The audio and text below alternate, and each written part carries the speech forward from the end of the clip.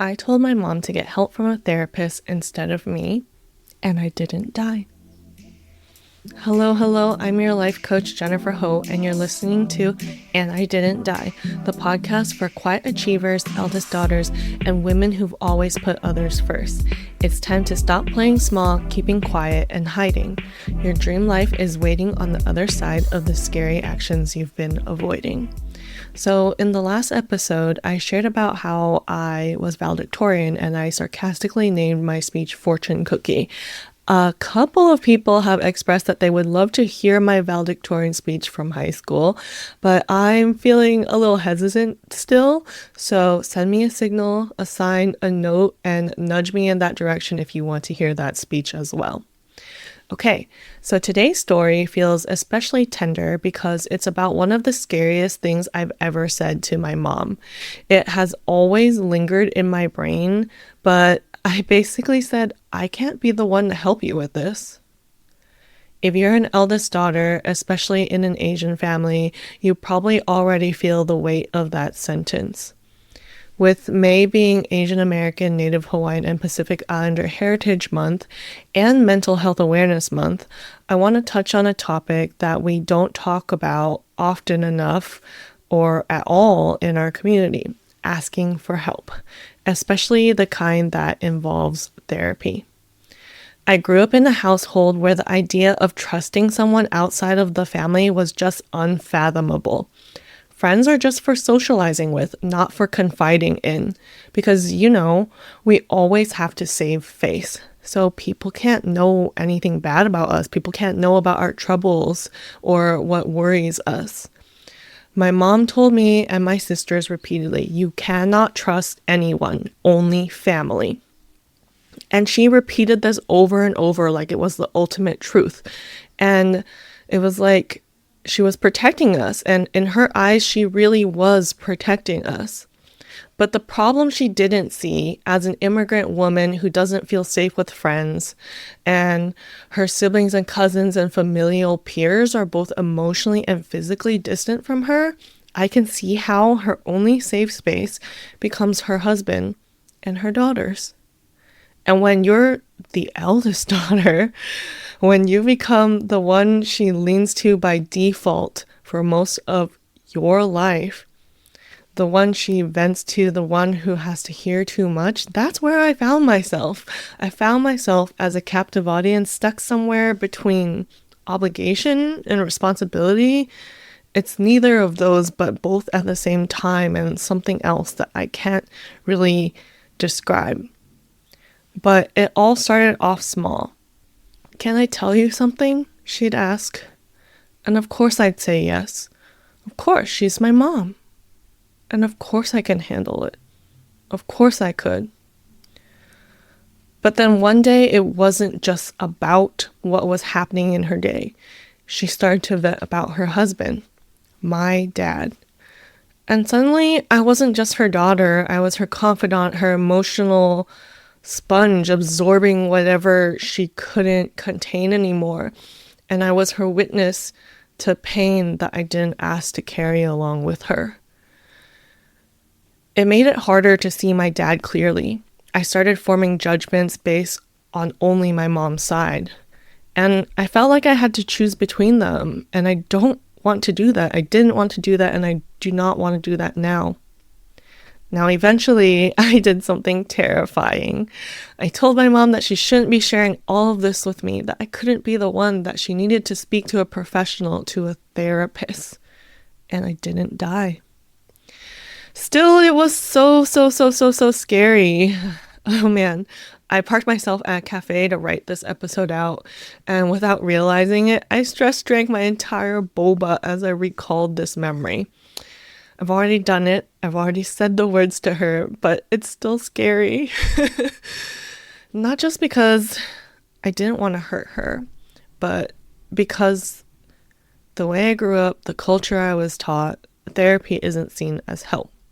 So for myself, when I sought that help, I had to work through, is this me being weak?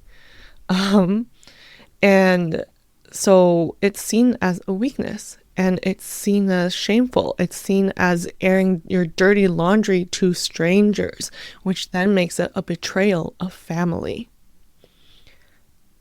And I feel that a little bit as I share stories on this podcast too, but I've had discussions with my sisters, like, are these stories that air dirty laundry, or is it sharing my lived experiences? And depending on who listens to it, they might take it in different ways, and that's up to them. But for me, I'm here to share. So even if someday my mom listens to this and she sees it as a betrayal or she feels weird about it, the thing is, I feel like more people need to hear this, because I felt like I had to say words that I wasn't sure if anyone else would ever say. And the position that my mom put me in, I was starting to break under the weight of that emotional labor I never asked to bear. And I don't think any child should bear that for their parents. I had to figure out how I was going to let go of being everything to my mom, even if it meant risking our relationship, because our relationship, as it stood up until the moment that I said something, that was not the kind of relationship that I wanted to have with her. And I had thought about it many times before, but I had not planned to say it that day. It was a weekend. I had gone home to my parents' place to do laundry. It was Dungeness crab season, and mom had bought like 6 crabs from Costco that day. And I'm kind of a pro at peeling crab and getting the meat out, so it was a given that I'd help her with that. Involuntary manual labor, that I can handle. So as I was on the 3rd or 4th crab, at least an hour into sitting there peeling the crab, she had finished yapping about all the things, and then she transitioned into complaining about her husband. She was venting like she'd done before, and I could feel myself tensing, my shoulders tightening and my breath shortening. Oh, I couldn't just let her words go in one ear and out the other that day. Involuntary emotional labor, that I cannot handle. Somehow the words just slipped out of my mouth. Please stop. It's not okay with me to hear these things about Dad. It's not fair to him. If you can't talk to your friends about it, you need to find someone else to talk to. It wasn't a big dramatic moment. We weren't in a yelling match. I felt like it was a grounded rebellion. She was silent. I was silent. And then the part of me that is very direct, very straightforward and firm took over. Mom, I think you should find a therapist to talk to, because if you don't, I will. At the end of the day, at least one of us will have to go. I was in shock at myself, and I don't remember how the rest of that conversation went. She got defensive. I definitely crossed a line with my mom, but I knew I had to draw a line for myself. I stayed quiet. I did not say anything else. The words I did say, those words didn't solve everything, but my point was clear. By the end of that day, we had an unspoken agreement not to bring it up again. For her, it was not to complain to me about my dad. For me, it was not to tell her to go to therapy. It was uncomfortable as hell, but after that initial discomfort, I feel free. Before all this, my brain had made up a bunch of other ways that this scenario could go. I imagined her walking right over and throwing crab in my face as she screeched at me, calling me disrespectful, ungrateful, selfish. I imagined her breaking down into tears and tattling to my dad and sisters, making me an outcast in my own family. I imagined her threatening to disown me so that I could more easily choose my dad's side, as if our family was a war zone. My brain ran with all these dramatic endings, all of them ending up with me losing my mom. But in reality, nothing like that happened. When we saw each other again, she stuck to the safe topics. The Costco sales, how work has been, what my sisters were up to, what she was cooking for dinner, what vacation she and Dad would take next. It was weird, but it was a huge relief. Something shifted in our relationship, even if it meant she couldn't share everything with me. And I look back and I know there was no way either of my parents could have taught me this, but just because something is normalized does not mean that it is healthy. And just because parents are parents does not mean that they can discern what is healthy or unhealthy. It would be so easy to blame my mom entirely, but that wouldn't be fair either. The way I see it, my mom simply passed on what she was taught.